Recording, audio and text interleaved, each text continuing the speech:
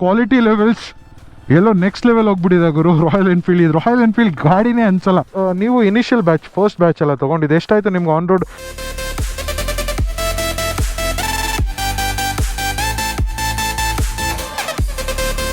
Hi hello ನಮಸ್ಕಾರ, ನಾನು ನಿಮ್ಮ ಹುಡುಗ ಪ್ರದೀಪ ಮಾತಾಡ್ತಾ ಇದ್ದೀನಿ. And Pradeep on wheels Kannada ಚಾನಲ್ಗೆ ಸ್ವಾಗತ. ಆ್ಯಂಡ್ ನಮ್ಮ ಜೊತೆ ಹೊಸ 450 ಹಿಮಾಲಯನ್ ರಾಯಲ್ ಎನ್ಫೀಲ್ಡ್ ಅವ್ರದ್ದು. ಹಾಗೆ ನಾನು ಮುಂಬೈಯಿಂದ ಪುಣೆಗೆ ಹೋಗೋ ಹೈವೇಲಿದ್ದೆ, ನೋಡಿದ್ರೆ ಹೈವೇ ಪೂರ್ತಿ ಬ್ಲಾಕ್ ಆಗಿಬಿಟ್ಟಿದೆ. ಇಲ್ಲೇನೋ ರ್ಯಾಲಿ ಪ್ರೊಟೆಸ್ಟ್ ಅಂತ ಏನೇನೋ ಮಾಡ್ತಾ ಇದ್ದಾರೆ. ಒಳ್ಳೆ ವಿಷಯಕ್ಕೆ ಮಾಡ್ತಾ ಇದ್ದಾರೆ, ಗೌರ್ಮೆಂಟ್ಗೆ ಪ್ರೆಷರ್ ಕೊಟ್ಟು ಒಳ್ಳೆ ವಿಷಯಗಳನ್ನ ಇಂಪ್ಲಿಮೆಂಟ್ ಮಾಡಲಿ ಅಂತ. ಎಷ್ಟು ಸಾವಿರ ಜನ. ಸೊ ಹೈವೇಲಿ ಹೋಗೋಕ್ಕೆ ಜಾಗ ಇಲ್ಲ, 5-6 ಕಿಲೋಮೀಟರ್ ಫುಲ್ ಬ್ಲಾಕ್ಟು.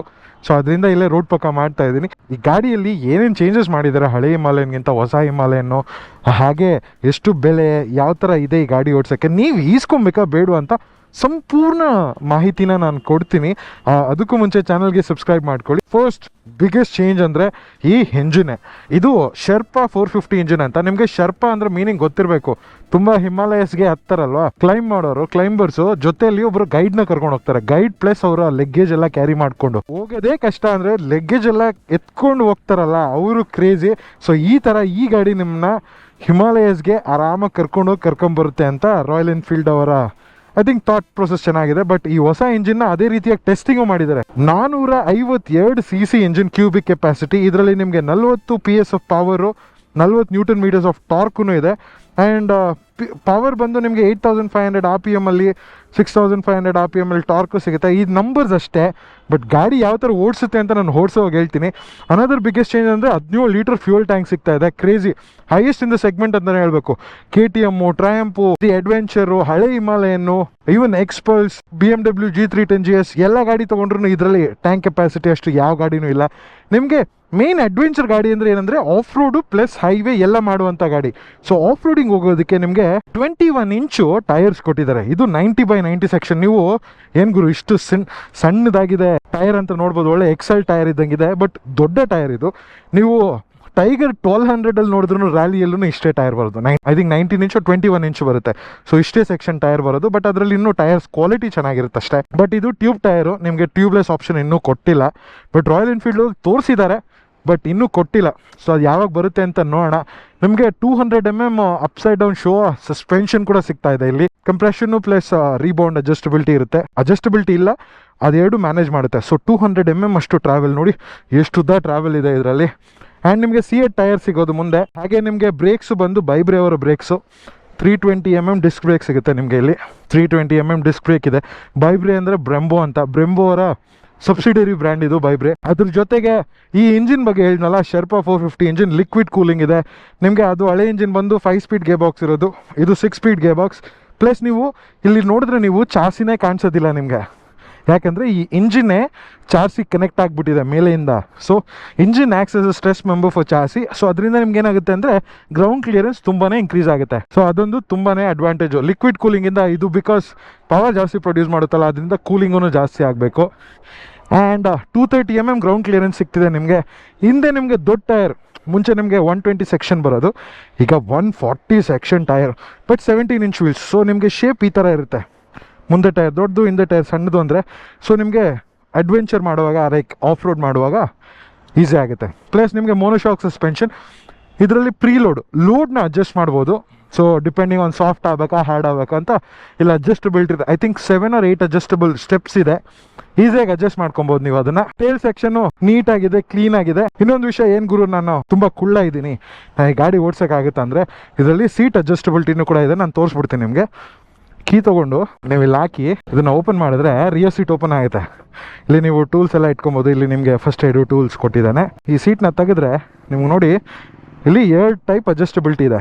ಒಂದು ಇಲ್ಲಿ, ಇದು ಲೋವರ್ ಸೆಟ್ಟಿಂಗ್ ಅಂದರೆ ಇದು 825 mm, ಇದು 845 mm. ಇಲ್ಲೂ ಅಷ್ಟೇ, ಇಲ್ಲಿ ಹೇಳಿದು 825, 840. ನನ್ನ ಟೈಗರ್ ಎಷ್ಟು 13, 14, 15 ಲಕ್ಷ ಗಾಡಿಗೂ 3 ಲಕ್ಷ ಗಾಡಿಯಲ್ಲೂ ಈ ಫೀಚರ್ ಇದೆ. ಸೊ ಗ್ರೇಟ್ ಅಲ್ಲ.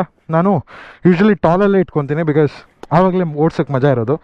ಸೊ ನೀವು ಈ ಥರ ಅಡ್ಜಸ್ಟ್ ಮಾಡ್ಕೊಬೋದು. ನೀವೇನಾದ್ರು ಕುಳ್ಳಕ್ಕಿದ್ರೆ ಏನು ಬೇಜಾರು ಮಾಡ್ಕೊಂಬಿಡಿ, ರಾಯಲ್ ಎನ್ಫೀಲ್ಡ್ ಅವರು ನಿಮಗೂ ನಿಮ್ಮನ್ನು ನೋಡಿಕೊಂಡೇ ಗಾಡಿ ಮಾಡಿದ್ದಾರೆ. ಸೀಟ್ ಹೈಟು ಬಂದು ಹೇಳ್ದಲಾಗೆ $145 125 ಲೋವರ್.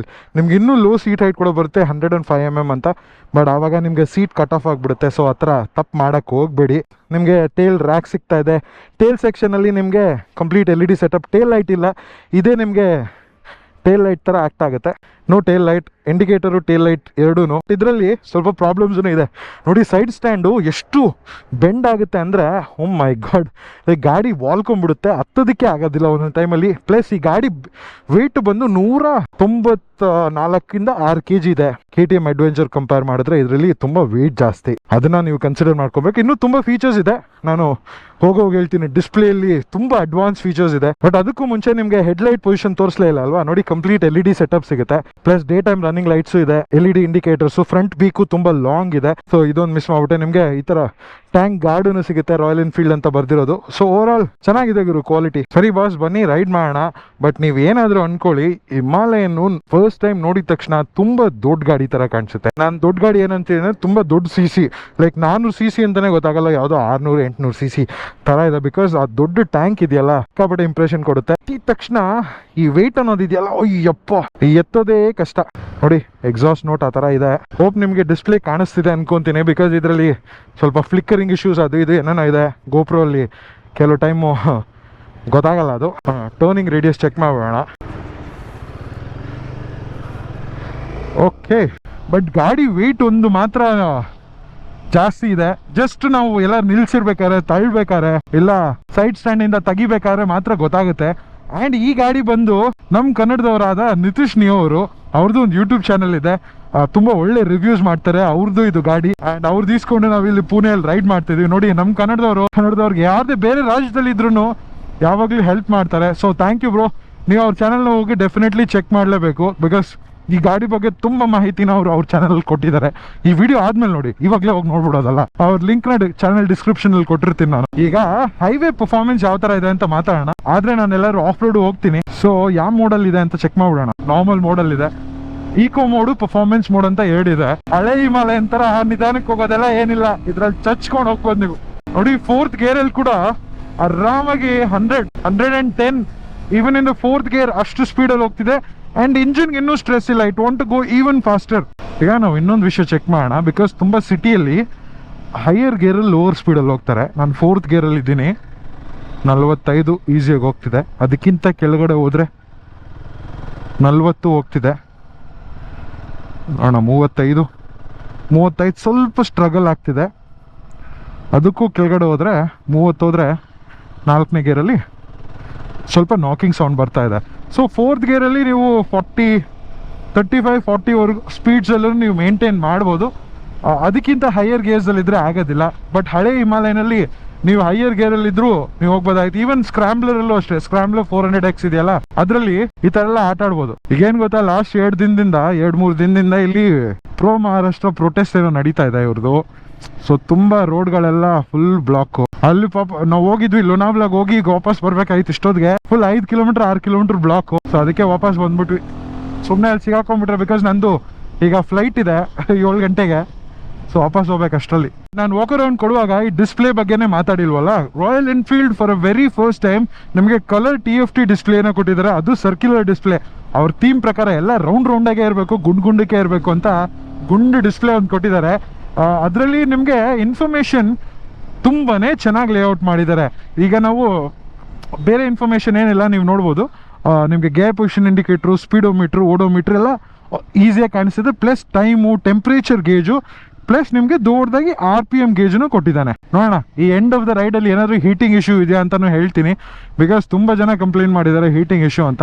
ವೆಯ್ಟ್ ಇದ್ರೂ ನ್ಯಾವಿಗೇಟ್ ಮಾಡೋದು ಈಸಿ. ಬಟ್ ಇನ್ನೊಂದು ಅಡ್ವಾಂಟೇಜ್ ಏನು ಗೊತ್ತಾ, ನಾವು ಈ ಥರ ಆಫ್ ರೋಡಲ್ಲಿ ಹೋಗ್ಬೋದು. ಬಟ್ ಇವನು ಯಾವನ ಅಡ್ಡ ನಿಲ್ಸ್ಬಿಟ್ಟಿದ್ದಾನೆ ಕಳ್ಳನ ಮಗ. ಏನು ಗುರು ಇದು ಜಾಮು. ಗುರು ಒಂದು ವಿಷಯ ಹೇಳ್ತೀನಿ, ಬೆಂಗಳೂರು ಅಂತ ನಾವು ಟ್ರಾಫಿಕ್ ಸಿಕ್ಕಾಪಟ್ಟೆ ಅಂತ ಹೇಳ್ತೀವಿ. ಬಟ್ ಈ ಪುಣೆಯಲ್ಲಿ ನಿನ್ನೆ 15 ಕಿಲೋಮೀಟರ್ಗೆ 2.5 ಅವರ್, ಜಸ್ಟ್ 15 ಕಿಲೋಮೀಟರ್ಸ್ಗೆ. ಸೀರಿಯಸ್ಲಿ ನಮ್ಮ ಬೆಂಗಳೂರೇ ಎಷ್ಟು ವಾಸಿ ಅಂತ ಅನ್ಸ್ಬಿಡ್ತು ನನಗೆ ನಿನ್ನೆ. ಈ ಥರ ಟೈಮಲ್ಲಿ ನಾವು ನಿಂತ್ಕೊಂಡು ಆಫ್ ರೋಡ್ ಹೋಗ್ಬೋದು. 2nd ಗೇರಲ್ಲಿ ನೋಡಿ ಸ್ಟೀಸೇ ಹೋಗ್ತಿದೆ. ಸೊ ಈ ಡಿಸ್ಪ್ಲೇಲಿ ನಿಮಗೆ ಮ್ಯಾಪ್ಸ್ ಅನ್ನೋ ಒಂದು ಫೀಚರ್ ಕೂಡ ಇದೆ. ಈಗ ಜಸ್ಟ್ ಆಕ್ಟಿವೇಟ್ ಮಾಡ್ತೀನಿ ರೀ. ಅಲ್ಲ ಏನಿದೆ ಈ ರೇಂಜ್ ಟ್ರಾಫಿಕ್ ಜಾಮು. ಈ ಥರ ಟೈಮಲ್ಲಿ ಸ್ಪ್ಲೆಂಡರು, ಅದಾದಮೇಲೆ ಹಿಮಾಲಯನು ಆಟ ಆಡ್ಕೊಂಡು ಹೋಗ್ಬೋದು. ಸೊ ಮೋಡ್ ಬಟನ್ ಇಲ್ಲಿದೆ ರೈಟ್ ಸೈಡಲ್ಲಿ ನಮಗೆ ಮೋಡ್ ಬಟನ್ ಇದೆ ನೋಡಿ, ಪರ್ಫಾರ್ಮೆನ್ಸ್ ಮೋಡ್ ಅಂತ. ಅದರಲ್ಲಿ ABS ಆನ್ ಆಫ್ ಸಿಗುತ್ತೆ. ಈಕೋ ಮೋಡಲ್ಲಿ ಇದ್ರೆ ನಿಮಗೆ ಸ್ವಲ್ಪ ಪವರ್ ಕಮ್ಮಿ ಆಗುತ್ತೆ ಅಷ್ಟೇ, ಮಿಕ್ಕಿದೆಲ್ಲ ಸೇಮ್. ಫ್ಲಿಕ್ಕಬಿಲಿಟಿ ಗಾಡಿಯಲ್ಲಿ ತುಂಬ ಚೆನ್ನಾಗಿದೆ ನೋಡಿ. 7000 8000 RPM, ರೆಡ್ ಲೈನ್ 8000 RPM ಆಗುತ್ತೆ. 120 ಕಿಲೋಮೀಟರ್ಸ್ ಎಲ್ಲ ತುಂಬಾನೇ ಈಸಿ ನೋಡಿ, ಎಷ್ಟು ಈಸಿಯಾಗಿ ಹೋಗ್ತಿದೆ. ಬಿಕಾಸ್ ಅಷ್ಟು ಸ್ಪೀಡ್ ಹೋಗೋದು ಬೇಡ, ಬಿಕಾಸ್ ತುಂಬಾನೇ ಗಾಳಿ ಬರುತ್ತೆ. ತುಂಬಾನೇ ಗಾಳಿ ಬಂದ್ರೆ ನಿಮ್ಗೇನು ಕೇಳಿಸಲ್ಲ. ಆಮೇಲೆ ಹೋಮ್ ಬಟನ್ ಬೇರೆ ಇದೆ.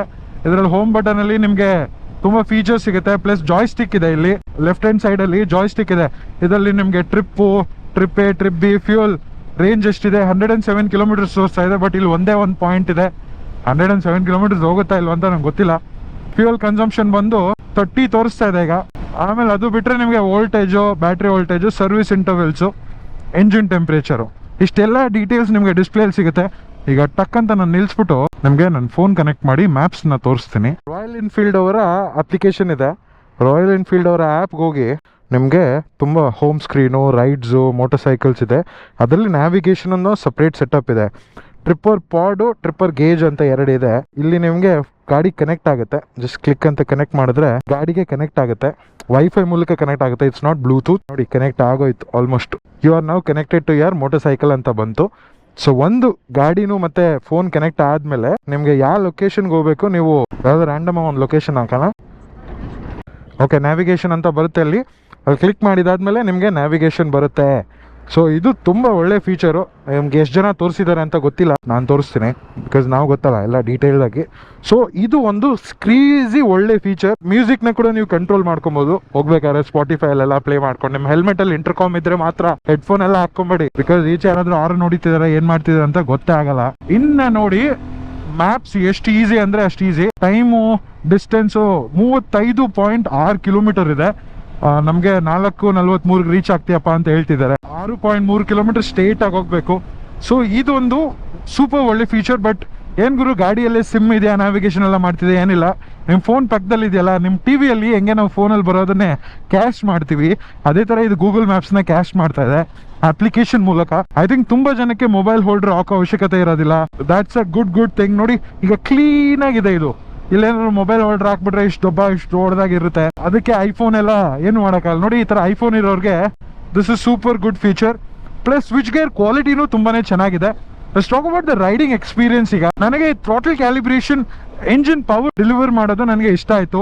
ಪ್ಲಸ್ ರೈಡಿಂಗ್ ಪೊಸಿಷನ್ ತುಂಬಾನೇ ಕಂಫರ್ಟಬಲ್ ಆಗಿದೆ. ಸೊ ಆರಾಮಾಗಿ ಓಡಿಸಬಹುದು. ಲಾಂಗ್ ಡಿಸ್ಟೆನ್ಸ್ ಟೂರಿಂಗ್ ಆಗಲಿ, ಆಫ್ ರೋಡ್ ಹೋಗ್ತಿದ್ದೀರಾ ಅಂದ್ರೆ ನೋಡಿ ನಿಂತ್ಕೊಂಡು ಓಡಿಸಕ್ಕೂ ಎಷ್ಟು ಈಸಿ. ಸ್ಪೆಷಲಿ ನಾವು 845mm ಸೀಟ್ ಅಲ್ಲಿ ಹಾಕ್ಬಿಟ್ರೆ ನಿಮ್ ಸೀಟ್ ಒಳ್ಳೆ ಸಪೋರ್ಟ್ ಸಿಗುತ್ತೆ. ನೋಡಲಿ ಸ್ಪೀಡ್ 400 ಹೋಯ್ತು ಟ್ರಯಾಂಪ್ ಅವ್ರದ್ದು. ಈ ಗಾಡಿ ಅಡ್ವೆಂಚರ್ ಗಾಡಿ ಆಗಿದ್ರು ಸ್ವಲ್ಪ ಆಟ ಆಡ್ಬೋದು. ಕಾರ್ನರ್ಸ್ ಅಲ್ಲಿನು ಒಳ್ಳೆ ಲೀನ್ ಆಂಗಲ್ ಇದೆ. ಈ 4C one of the best ಅಂತಾನೆ ಹೇಳ್ಬೇಕು. ಆ ಇಂಜಿನ್ 2 ಕಪಲ್ ಮಾಡಿದಾರಲ್ಲ, ಏನ್ ಪೊಟೆನ್ಶಿಯಲ್ ಇದೆ ಗುರು ಈ ಗಾಡಿಯಲ್ಲಿ. So it's performing very well. ಈ ದೊಡ್ಡ ಟ್ಯಾಂಕ್ ನಿಮ್ಗೆ ಒಳ್ಳೆ ಬಿಗ್ ಬೈಕ್ ಫೀಲ್ ಕೊಡ್ತಾ ಇದೆ. ಈವನ್ ಒಂದ್ ರೈಡಿಂಗ್ ಗೊತ್ತಾ, ಗಾಡಿ ತುಂಬಾ ದೊಡ್ಡದಾಗಿದ್ದಾಗ ಅನ್ಸುತ್ತೆ, ಬಟ್ ತುಂಬಾನೇ ನ್ಯಾರೋ ಹಿಂದೆಯಿಂದ ಗಾಡಿ. ಮ್ಯಾಪ್ ಅಲ್ಲಿ ಆಲ್ಮೋಸ್ಟ್ ನಿಮ್ಗೆ ಫೋನ್ ಅಲ್ಲಿ ಏನೇನ್ ಕಾಣಿಸುತ್ತೋ ಆಲ್ಮೋಸ್ಟ್ ಎಲ್ಲಾನು ಅದೇ ಕಾಣಿಸುತ್ತೆ. ಕ್ಲಚ್ ನಿಮ್ಗೆ ಸ್ವಲ್ಪ ಟೈಟು, ಸ್ಲಿಪ್ಪರ್ ಕ್ಲಚ್ ಅಷ್ಟು ಈಸಿಯಾಗಿ ಸಾಫ್ಟ್ ಆಗಿಲ್ಲ. ಕ್ಲಚ್ ಸ್ವಲ್ಪ ಹಾರ್ಡ್ ಇದೆ.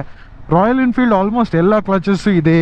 ಕ್ಲಾಸಿಕ್ 350 ಅದ್ರಷ್ಟು ಹಾರ್ಡ್ ಆಗೇನಿಲ್ಲ, ಇದು ಸ್ವಲ್ಪ ಸಾಫ್ಟ್ ಆಗಿದೆ. ನೀವೇನಾದ್ರೂ ಹಾರ್ಡ್ ಡ್ರೈವಿಂಗ್ ಮಾಡಕ್ ಹೋದ್ರೆ ವೈಬ್ರೇಷನ್ಸ್ ಅಂತೂ ಇದ್ದೇ ಇದೆ. 5000 4000 5000 RPM ಅಲ್ಲಿ ನಿಮ್ಗೆ ಫುಟ್ ಪೆಕ್ಸ್ ಅಲ್ಲಿ ಎರಾಬಿರಿ ವೈಬ್ರೇಷನ್ಸ್ ಇದೆ. It's not something like classic 350 ಅಷ್ಟು ಆ ರೇಂಜ್ ವೈಬ್ರೇಷನ್ಸ್ ಅಲ್ಲ, ಬಟ್ ವೈಬ್ರೇಷನ್ಸ್ ಅಂತೂ ಇದ್ದೇ ಇದೆ. So you'll feel it in the handle bar as well. Tank ಅಲ್ಲಿ ಏನು ಅಷ್ಟೊಂದು ಫೀಲ್ ಮಾಡಲ್ಲ, ವೈಬ್ರೇಷನ್ಸ್ ಅಂತೂ ಇದೆ. ಈ ಗಾಡಿ ಏನು ಅಷ್ಟು ರಿಫೈನ್ಡ್ ಇಲ್ಲ, but compare to older bikes ಇದು ರಿಫೈನ್ಮೆಂಟ್ ತುಂಬಾನೇ ಇಂಪ್ರೂವ್ ಮಾಡಿದ್ದಾರೆ. ಕ್ವಾಲಿಟಿ ಲೆವೆಲ್ಸ್ ಎಲ್ಲೋ ನೆಕ್ಸ್ಟ್ ಲೆವೆಲ್ ಹೋಗ್ಬಿಟ್ಟಿದೆ ಗುರು ರಾಯಲ್ ಎನ್ಫೀಲ್ಡ್. ಇದು ರಾಯಲ್ ಎನ್ಫೀಲ್ಡ್ ಗಾಡಿನೇ ಅನ್ಸಲ್ಲ, ಅಷ್ಟು ಚೆನ್ನಾಗಿದೆ. ಕ್ಲಚ್ ಇದೆಯಲ್ಲ, ಕ್ಲಚ್ ಟೈಟ್ ಆಗಿರೋದ್ರಿಂದ ತುಂಬಾ ಫ್ರೀಕ್ವೆಂಟ್ ಗೇರ್ ಚೇಂಜಸ್ ಮಾಡ್ತಾನೆ ಇದೆ. ಈ ತರ ಟ್ರಾಫಿಕ್ ಅಲ್ಲಿ ಏನಾದ್ರು ನಾವು ಹೋಗ್ಬಿಟ್ರೆ ಅಷ್ಟೇ ಕಳ್ದೋಗ್ಬಿಡ್ತೀವಿ. ಬ್ರೇಕಿಂಗ್ ಬಗ್ಗೆ ಮಾತಾಡಿದ್ರೆ ನನಗೆ ಫ್ರಂಟ್ ಬ್ರೇಕ್ ತುಂಬಾನೇ ಇಷ್ಟ ಆಯ್ತು. ಹ್ಯಾಸ್ ಗುಡ್ ಪ್ರೋಗ್ರೆಸಿವ್ ಬ್ರೇಕಿಂಗ್ ಇದೆ. ABS ಕರೆಕ್ಟ್ ಆಗಿ ಒಳ್ಳೆ ಟೈಮ್ ಇಂಟರ್ವ್ಯೂನ್ ಆಗುತ್ತೆ. ತುಂಬಾ ಅರ್ಲಿನೂ ಇಂಟರ್ವ್ಯೂನ್ ಆಗಲ್ಲ. ಬ್ರೇಕಿಂಗ್ ಆದ್ಮೇಲೆ ಲಾಸ್ಟ್ ಮೂಮೆಂಟ್ ಅಲ್ಲಿ ABS ಕಿಕ್ ಇನ್ ಆಗುತ್ತೆ. So it helps you. But rear brake ಅಲ್ಲಿ ಇಂಪ್ರೂವ್ಮೆಂಟ್ ಮಾಡಲೇಬೇಕು. ಹಳೆ ವಿಮಾಲಯನ್ಗಿಂತ ರಿಯರ್ ಬ್ರೇಕ್ ತುಂಬಾನೇ ಚೆನ್ನಾಗಿದೆ. ಸಿಂಟರ್ಡ್ ಬ್ರೇಕ್ ಪ್ಯಾಡ್ಸ್ ಬರುತ್ತಲ್ವಾ, ಆಫ್ ರೋಡ್ ಮಾಡುವಾಗ ತುಂಬಾ ಹಾರ್ಡ್ ಬ್ರೇಕಿಂಗ್ ಆಗುತ್ತೆ. ಗಾಡಿ ಈಸಿಯಾಗಿ ಸ್ಲೈಡ್ ಆಗ್ತಾ ಹೋಗುತ್ತೆ. ಸೊ ಅದನ್ನ ನೀವು ನೋಡ್ಕೊಬೇಕು. ಪಿಲಿಯನ್ ಕಂಫರ್ಟ್ ಅಷ್ಟಲ್ಲೇ ಗುರು, not have a lot of pillion comfort ಈ ಗಾಡಿಯಲ್ಲಿ. ವಿಂಡ್ ಬಫೆಟಿಂಗ್ ಪರವಾಗಿಲ್ಲ, ಇದು ಟಾಲರ್ ವಿಂಡ್ ಸ್ಕ್ರೀನ್ ಹಾಕಿದ್ದಾರೆ. ಯೂಶಲಿ ಇನ್ನೂ ಶಾರ್ಟ್ ಇರ್ತಾ ಇತ್ತು. ಮೋಸ್ಟ್ಲಿ ಇದು ಆಕ್ಸೆಸರಿ ಏನೋ ಹಾಕ್ಸಿದ್ದಾರೆ ನಿತೀಶ್ ನೀವು ಅವರು, ಅದರಿಂದ ವಿಂಡ್ ಬಫೆಟಿಂಗ್ ಇಲ್ಲಿವರೆಗೂ ಏನಿಲ್ಲ. ಬಟ್ ಇದಾದ್ಮೇಲೆ ಇಲ್ಲಿ ಕರೆಕ್ಟಾಗಿ ಹೆಲ್ಮೆಟ್ಗೆ ವೈಸರ್ ಹೊಡಿತಾ ಇದೆ ವಿಂಡ್ ಬಫೆಟಿಂಗ್. ಸೊ ಇನ್ನೂ ಸ್ವಲ್ಪ ಟಾಲರ್ ವಿಂಡ್ ಸ್ಕ್ರೀನ್ ಇದ್ರೆ ಇನ್ನೂ ಟೂರಿಂಗ್ ಮಾಡಕ್ ಚೆನ್ನಾಗಿರುತ್ತೆ. ಆ ವಿಂಡ್ ಸ್ಕ್ರೀನ್ ಅಡ್ಜಸ್ಟಬಿಲಿಟಿ ಕೊಟ್ರೆ, ಮಿರರ್ಸ್ ಅಲ್ಲಿ ವೈಬ್ರೇಷನ್ಸ್ ಏನು ಇಲ್ಲ. So you can definitely see everything in the mirrors. Zoom in zoom out features ಎಲ್ಲ ಇದೆ ಗುರು. ಝೂಮ್ ಔಟ್ ಎಲ್ಲ ಮಾಡ್ಬೋದು ಯಾವ ರೂಟಲ್ಲಿ ಹೋಗ್ತಿದೀವಿ ನಾವು ಅಂತ. Service intervals almost same. ಒಂದು 6,000 ಇಂದ 10,000 ಕಿಲೋಮೀಟರ್ಸ್ಗೆ ಒನ್ಸು ಇಲ್ಲ 6 months ಒನ್ಸು ನೀವು ಸರ್ವಿಸ್ ಮಾಡಲೇಬೇಕು. ಪ್ಲಸ್ ಸಸ್ಪೆನ್ಷನ್ ಬಗ್ಗೆ ಮಾತಾಡ್ಬೇಕಾದ್ರೆ one of the best suspensions ಈ ಸೆಗ್ಮೆಂಟ್ ಅಲ್ಲೇ. ಈ ಗಾಡಿಯಲ್ಲಿರುವಂತ ಸಸ್ಪೆನ್ಷನ್ ಬೇರೆ ಆ ಗಾಡಿಯಲ್ಲೂ ಇಲ್ಲ. 200 mm ಟ್ರಾವೆಲ್. ನಿಮ್ಗೆಲ್ಲ ಸ್ಕ್ರಾಂಬ್ಲರ್ ಅಲ್ಲಿ 150 mm 160 mm ಟ್ರಾವೆಲ್ ಸಿಗುತ್ತೆ ಅಷ್ಟೇ ಗುರು. ಇದ್ರಲ್ಲಿ 200 mm ಅಂದ್ರೆ ಕ್ರೇಜಿ ಅಂತಾನೆ ಹೇಳ್ಬೇಕು ರೀ. ಹೆಲ್ಮೆಟ್ ಹಾಕ್ರಿ. 80-90 ಅಲ್ಲಿ ಹೋಗ್ತಾ ಇದಾರೆ, ಹೆಲ್ಮೆಟ್ ಹಾಕಲ್ಲ, ಬಿದ್ರೆ ಹೊಗೆ ಹಾಕೊಂತೀರ ನೋಡಿ. ಅರ್ಧ ಜನ ಹೆಲ್ಮೆಟ್ ಹಾಕಲ್ಲ ಗುರು ಇಲ್ಲಿ. ನಮ್ ಬೆಂಗಳೂರಲ್ಲಿ ಈ ತರ ಹೆಲ್ಮೆಟ್ ರೂಲ್ಸ್ ಎಲ್ಲ ಇರೋದು. ಈ ನಾರ್ತ್ ಕಡೆ ಬಂದ್ಬಿಟ್ರೆ ಇನ್ನಜಿ ಯಾರು ಹೆಲ್ಮೆಟ್ ಹಾಕಲ್ಲ, ಅರ್ಧ ಜನ ಹಾಕದ್ದೇ ಇಲ್ಲ. ಈ ಹೈವೇ ಅಲ್ಲೇ ಹಾಕಿಲ್ಲ ಅಂದ್ರೆ ಯಾವಾಗಪ್ಪ ಹಾಕ್ತೀರಾ? ಲೋ ಫ್ಯೂಲ್ ವಾರ್ನಿಂಗ್ ಕೊಡ್ತಾ ಇದೆ. ಸೊ ಫೋನ್ ಲೈಕ್ ಗಾಡಿನೇ ಹೇಳ್ತಾ ಇದೆ ಗುರು ಪೆಟ್ರೋಲ್ ಕಮ್ಮಿ ಆಗಿದೆ, ಇಲ್ಲಿ ಮುಂದೆ ಶೆಲ್ ಪೆಟ್ರೋಲ್ ಬಂಕ್ ಇದೆ, ಲೊಕೇಶನ್ ಹಾಕ್ತೀನಿ ಹೋಗೋಣ ಅಂತ. ಸೊ ಹೋಪ್ ನಿಮ್ಗೆ ಈ ವಿಡಿಯೋ ಇಷ್ಟ ಆಯ್ತು ಅನ್ಕೊಂತೀನಿ. ಆದಷ್ಟು ಇನ್ಫಾರ್ಮೇಶನ್ ಕೊಟ್ಟಿದ್ದೀನಿ, ಬಟ್ ಅರ್ಜೆಂಟಾಗಿ ಮಾಡ್ತಾ ಇರೋ ವಿಡಿಯೋ. ಇಲ್ಲಾಂದ್ರೆ ಒಳ್ಳೆ ಲೊಕೇಶನ್ ಅಲ್ಲಿ ಇನ್ನೂ ಚೆನ್ನಾಗಿ ರೈಡ್ ಮಾಡಿ ನಮ್ಗೆ ತೋರಿಸ್ಬೋದಾಗಿತ್ತು. ಬಟ್ ಇವ್ರು ಏನೋ ಪ್ರೊಟೆಸ್ಟ್ಗಳೆಲ್ಲ ಮಾಡ್ಕೊಂಡಿದ್ದಾರೆ. ಮತ್ತೆ ನಾವು ಆಲ್ಮೋಸ್ಟ್ 1 ದಿನ ಅಷ್ಟೇ ಈ ಗಾಡಿನ ರೈಡ್ ಮಾಡಿರೋದು. ಸೊ ಬೆಂಗಳೂರಲ್ಲಿ ಒಂದು 2-3 ದಿನ ರೈಡ್ ಮಾಡಿ ಇನ್ನೊಂದು ಕಾಂಪ್ರಿಹೆನ್ಸಿವ್ ರಿವ್ಯೂ ಹಾಗೆ ಕಂಪ್ಯಾರಿಸನ್ ವಿಡಿಯೋ ಕೂಡ ಹಾಕ್ತೀನಿ. ಸೊ ಅದನ್ನ ಡೆಫಿನೆಟ್ಲಿ ನೋಡಿ, ಸೊ ದಟ್ ನಿಮಗೆ ಡೀಟೇಲ್ಡ್ ಅಂಡರ್ಸ್ಟ್ಯಾಂಡಿಂಗ್ ಬರುತ್ತೆ ಯಾವ ಗಾಡಿನ ತಗೊಬೇಕು, ಏನ್ ಮಾಡಬೇಕು ಅಂತ. ಸೊ ಅದುವರೆಗೂ ಎಲ್ಲರೂ ಚಿಲ್ ಮಾಡಿ, ಟೇಕ್ ಕೇರ್ ಮಾಡಿ. ಬಾಯ್. ಕನ್ನಡ ವಿಡಿಯೋ ಮಾಡಲ್ಲ ನೀವು? ಬ್ರೋ ಟೈಮ್ ಸಿಗ್ತಿದೆ ನನಗೆ. ಕನ್ನಡ ಚೆನ್ನಾಗಿ ಬಂತು, ಇನಿಷಿಯಲಿ ಸಬ್ಸ್ಕ್ರೈಬರ್ಸ್ ಬಂದರು, ಇಂಟ್ರೆಸ್ಟ್ ಸಿಗುತ್ತೆ ಜನರಿಗೆ. But I could not. ನಮ್ದಿದೆ ಚಾನಲ್. ಹೇಳಿ ಎಷ್ಟು ಕೊಟ್ರಿ ಈ ಗಾಡಿಗೆ ಆನ್ ರೋಡು? ನಾನು 3.1 ಕೊಟ್ಟೆ. BH ಪಾಸಿಂಗ್ ಇದೆ ಅದಕ್ಕೋಸ್ಕರ. ಹೌದು, ನಾನು ಇದನ್ನ ಕೇಳೋಣ ಅನ್ಕೊಂಡೆ. ಹೇಗೆ ನಾವು BH ತಗೊಳ್ಳೋದು? If you working in a company which has offices in 4 different states, so you have to submit a form called Form 60. Form 16 60 which will have your company's addresses in 4 different states and GST numbers. Company address ಮತ್ತೆ GST number ಅವು ಹೇಳಿದ್ರೆ ಸಾಕು. But ಕರ್ನಾಟಕದಲ್ಲಿ it's not possible. ಯಾಕೆ? ಕರ್ನಾಟಕದಲ್ಲಿ government doesn't do that. Karnataka ಕೊಡ್ತಿಲ್ಲ, ಯಾಕಂದ್ರೆ taxes ಅಲ್ಲಿ ಜಾಸ್ತಿ ಇದೆ, ಇದ್ರಲ್ಲಿ ಕಮ್ಮಿ ತಗೊಂಡ್ಬಿಡ್ತಾರೆ ಕಳ್ಳರು ಅಂತ. Because I tried doing that in Karnataka. ಹೌದಾ? ನೋಡಿ, ಕನ್ನಡದಲ್ಲಿ ವಿಡಿಯೋ ಮಾಡಿ ಕರ್ನಾಟಕದಲ್ಲಿ ಆಗಲ್ವಂತೆ. ಸೊ ಯಾರಾದರೂ ಟ್ರೈ ಮಾಡಿದರೆ ನಿಮ್ಮ ಪ್ರೋಸೆಸ್ ಏನು ಅಂತ ಕಾಮೆಂಟ್ ಸೆಕ್ಷನಲ್ಲಿ ಹೇಳಿ. Government company. ಹಾಂ, ಆವಾಗ ಆಗುತ್ತೆ. Okay, private. ಓಕೆ, ನನ್ನದೇ ಸ್ವಂತ ಬಿಸ್ನೆಸ್ ಇದ್ದರೆ ಆಗಲ್ಲ. ಅವಾಗಂತೂ ಇಂಪಾಸಿಬಲ್. ಓಕೆ, ಬಟ್ ನೀವು ಇನಿಷಿಯಲ್ ಬ್ಯಾಚ್, ಫಸ್ಟ್ ಬ್ಯಾಚ್ ಎಲ್ಲ ತೊಗೊಂಡಿದ್ದು ಎಷ್ಟಾಯಿತು ನಿಮ್ಗೆ ಆನ್ ರೋಡ್? ಇವಾಗ ಪ್ರೈಸ್ ಇನ್ಕ್ರೀಸ್ ಆಯ್ತಲ್ಲ, ಅದಕ್ಕೂ ಇದಕ್ಕೆ ಏನು ಅನ್ಕೊಂತೀರಾ ನೀವು? I think the earlier price was better. It was more value for money. ಇದು ಎಕ್ಸ್ ಶೋರೂಮ್ ಪ್ರೈಸ್ ಎಷ್ಟಿತ್ತು ಅರ್ಲಿಯರ್? This is 2.84. 2,2,84,000. ಹಾಂ, ಈಗ ಇವಾಗ 2.95 99 ಏನೋ ಆಗಿದೆ. 16,000 ಜಾಸ್ತಿ ಮಾಡಿದ್ದಾರೆ. ಅಂದರೆ 3 lakh. This was correct. Almost 3 lakh. 3 ಲಕ್ಷಕ್ಕೆ ವರ್ತಾ? ಕರ್ನಾಟಕದಲ್ಲಿ it will be 4 lakhs almost. ಹಾಂ, too expensive. 4 ಲಕ್ಷ ಕೊಟ್ಟು ಹಿಮಾಲಯನ್ ತೊಗೊಬೇಕು. ಹಳೆ ಹಿಮಾಲಯನ್ 3 ಲಕ್ಷಕ್ಕೆ ಸಿಗೋದು. ಬಟ್ ಹಳೇದು ಅವಾಗ ಎಷ್ಟು 1-2 years ಬ್ಯಾಕ್ 3 ಲಕ್ಷ ಕೊಟ್ಟರೆ Himalayan on road. That's the sad part. So it's too expensive is what I feel now. 15K is okay. Like, see, if you really want a Himalayan ಬೇಕಂದ್ರೆ ಇರಬಹುದು. ಏನು problem ಇಲ್ಲ ಅದರಲ್ಲಿ. But if you are not keen of a Himalayan as such, then I suggest you to wait for some more time. You get a new adventure in the market ಬರುತ್ತೆ.